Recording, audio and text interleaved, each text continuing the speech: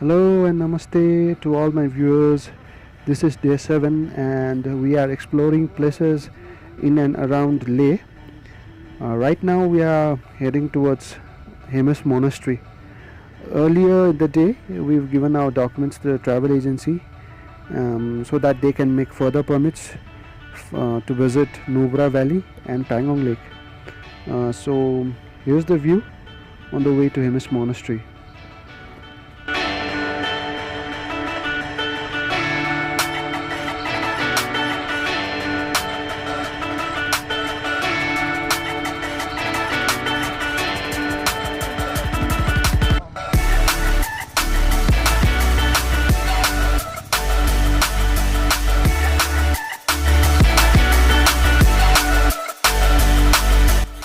This is the view from the Hemis Monastery.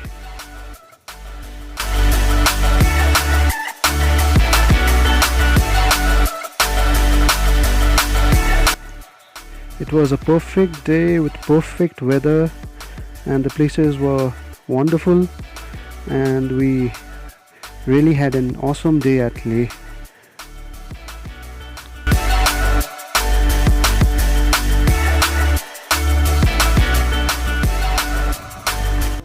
With our permits ready today, day 8, we are heading towards Nubra Valley. But what's interesting is that today we will be crossing over the highest motorable pass of the world, Khardungla, that is 18,380 feet above sea level. So we'll be taking you through this pass.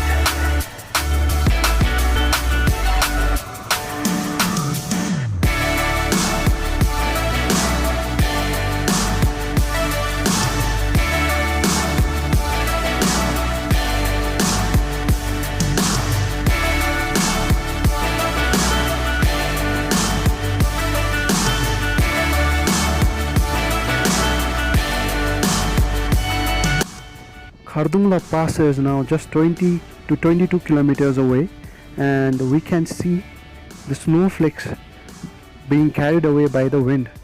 So we were lucky enough to witness this view on our journey.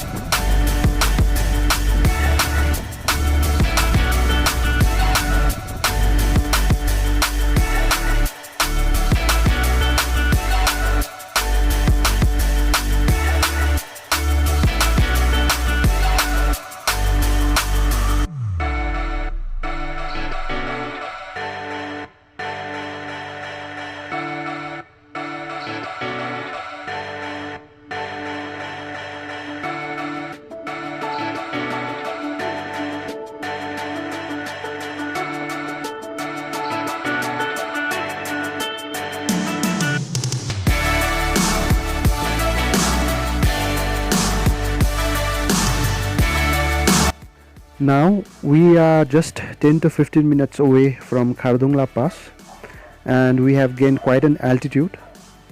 You can also see that the road is not that stiff, but we are only shifting gears in between first and second, and that is all due to the gain in altitude.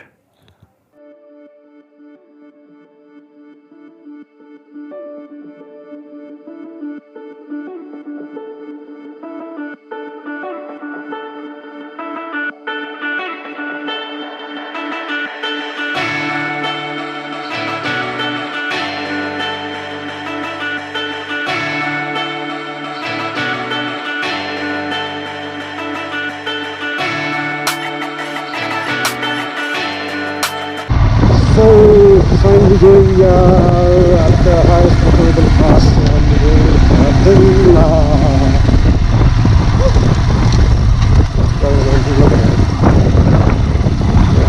Look at it. This is it. The highest motorable pass in the world.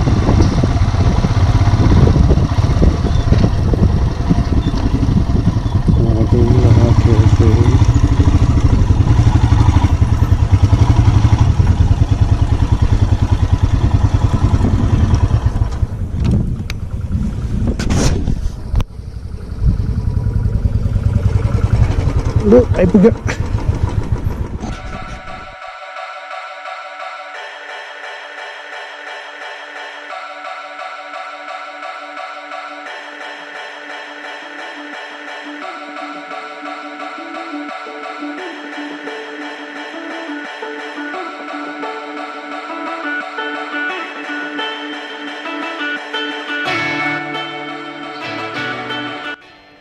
We are now riding down from Khardungla Pass and we are heading towards Nubra Valley.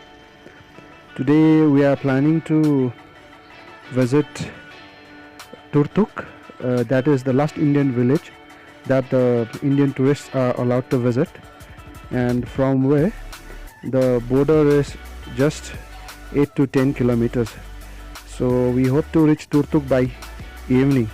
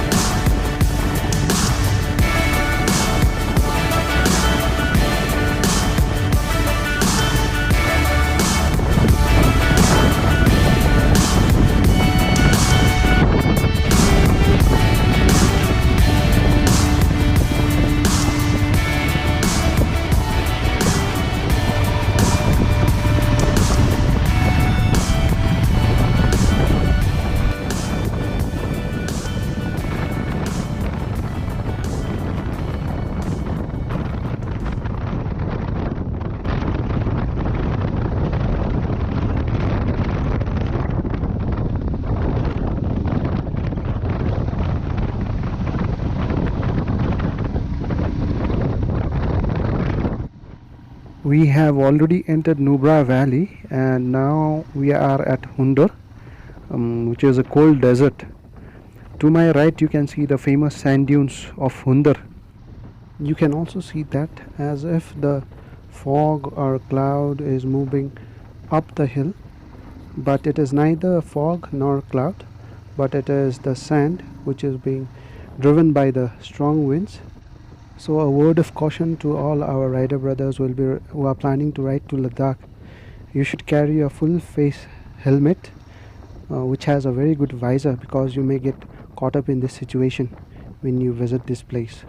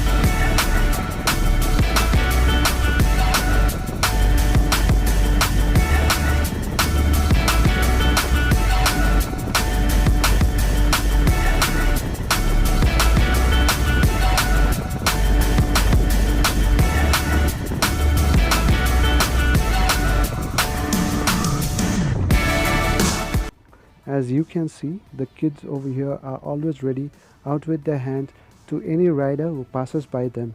So don't miss it.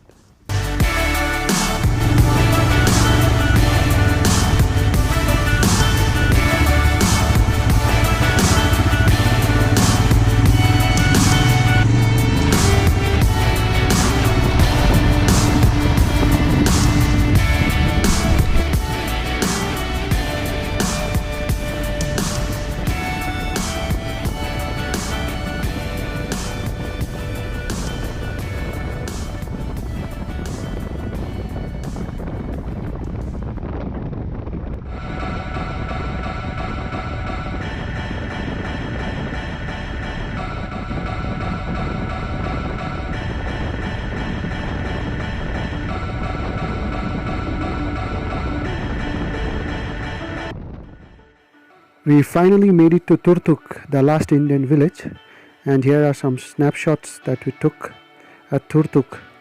Now the border is just 8 to 10 kilometers away from here, and we are not allowed to go beyond this point. What a beautiful day to start with. Clear blue sky, pleasant weather, and full-on sunshine. What could we ask for more?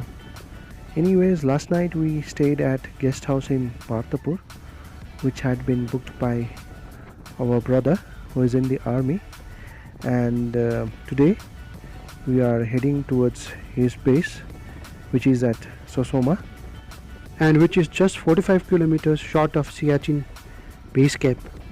So we'll be staying there at Sasoma for a couple of days.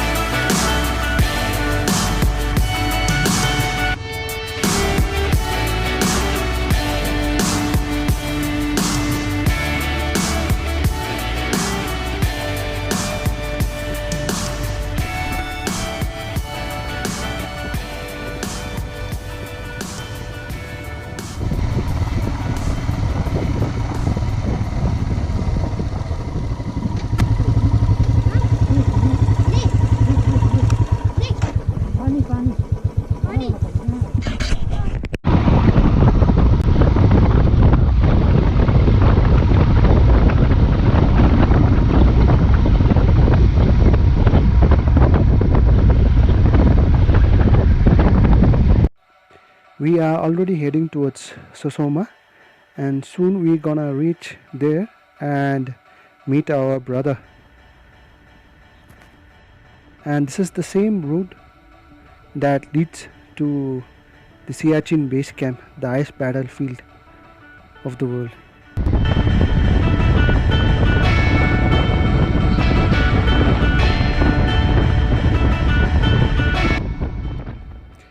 Finally, we reached Sasoma and it was time to check our bikes, wash our bikes, clean it up, and time to relax and have some good time.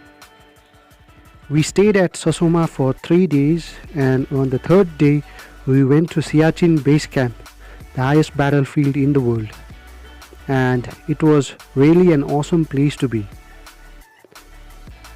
This is the snout or the starting point of the Siachen Glacier.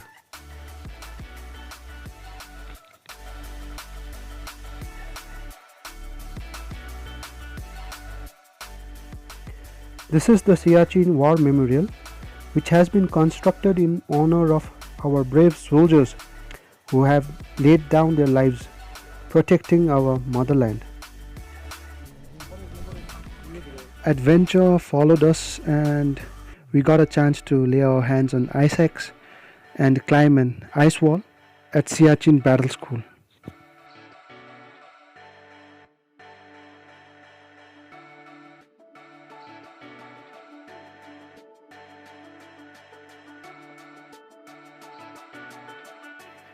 A big round of applause and salute to all our brave soldiers who are protecting us and defending our motherland 24/7. We are really proud of our Indian Army.